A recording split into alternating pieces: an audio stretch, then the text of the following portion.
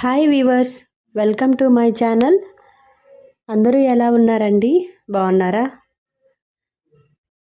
ఈ వీడియోలో బేబీస్కి మంచి ఫుడ్ ఒకటి చూపిస్తున్నానండి.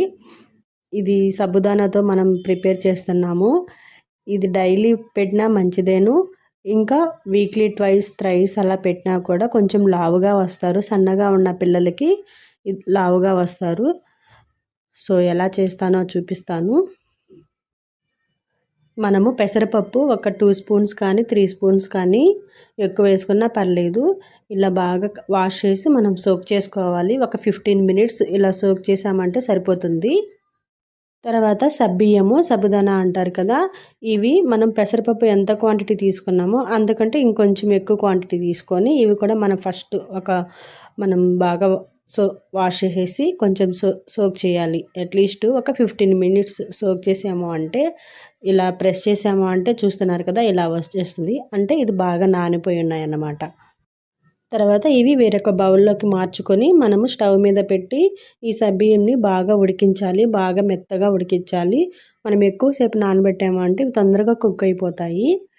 సో బాగా నానబెట్టాలి. మధ్య మధ్యలో మాడు అంటకుండా కొంచెం మిక్స్ చేస్తూ కలుపుతూ మనం ఉడకబెట్టాము అంటే తొందరగా ఉడికిపోతాయి. వీడియోలో చూస్తున్నారు కదా, సేమ్ అలాగే ఉడకాలి. లోపల కొంచెం గట్టిగా ఉండడం అలాగంతా ఉండకూడదు. అంటే బేబీస్ తినేది కదా, కొంచెం బాగా స్మూత్గా ప్రిపేర్ చేయాలి మనము. చూసారా వీడియోలో పెసరపప్పు కానీ సబ్బియ్యం కానీ రెండు బాగా ఉడికిపోయాయి కదా. సో ఇప్పుడు మనము స్వీట్నెస్ కోసము బెల్లం పొడి యాడ్ చేస్తున్నాను నేను. ఒక 2 స్పూన్స్ సరిపోతాయి. బేబీస్ కాబట్టి కొంచెం స్వీట్నెస్ అనేది తక్కువగా ఉండేట్టు చూసుకుంటే మంచిది. నేనైతే బెల్లం పొడిని ప్రిఫర్ చేస్తానండి. కావాలంటే దీనిలోకి లైన్ డేట్ సిరప్ కూడా యాడ్ చేసుకోవచ్చు, కానీ షుగర్ మాత్రం యాడ్ చేయొద్దు.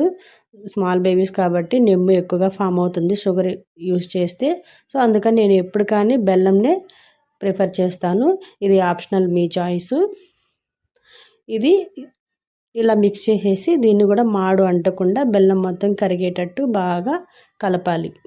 బెల్లం యాడ్ చేసినప్పుడు మనం కేర్ఫుల్గా ఉండాలండి. ఎందుకంటే మనం సిమ్లో పెట్టుకొని ఏది తిప్పుతూ ఉండాలి. ఎందుకంటే తొందరగా మాడు అనేది అంటుకుంటుంది, నల్లగా అయిపోతుంది. సో బ్యాడ్ స్మెల్ వస్తుంది.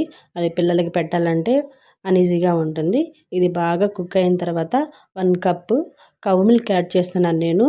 ఇది ఏమైనా యాడ్ చేసుకోవచ్చు మీరు. కవ్ మిల్క్ కానీ లేకుంటే గేదె పాలైనా యాడ్ చేసుకోవచ్చు. ఇది మీ చాయిస్. ఇంకా నేను టేస్ట్ కోసము కొంచెం జీడిపప్పులు కూడా నేను గీలో ఫ్రై చేయలేదు. నార్మల్గా ఆయిల్ 1 స్పూన్ వేసి ఇలా ఫ్రై చేశాను. నేను నెయ్యి ఆల్మోస్ట్ అవాయిడ్ చేస్తాను మా బేబీకి. ఎందుకంటే నెమ్ము అనేది ఫామ్ అవుతుంది కాబట్టి నేను ఆల్మోస్ట్ గీ అనేది అవాయిడ్ చేస్తాను. ఇది మీ ఆప్షనల్ మాత్రమే. సో ఇలా ప్రిపేర్ చేసి మనం పక్కన పెట్టేసుకున్నాము అంటే బాగా చల్లారిన తర్వాత మనం బేబీస్కి పెట్టాలి. ఇది ఆఫ్టర్నూన్ పెట్టాము అంటే ఈజీగా డైజెస్టబుల్ అయిపోతుంది. పెసరపప్పు సబ్బియ్యం కాబట్టి తొందరగా డైజెషన్ అయిపోతుంది, లావుగా వస్తారు. సో వీడియో నచ్చితే లైక్ చేయండి, సబ్స్క్రైబ్ చేసుకోండి ఫస్ట్ టైం చూస్తున్న వాళ్ళు. Thank you so much for watching.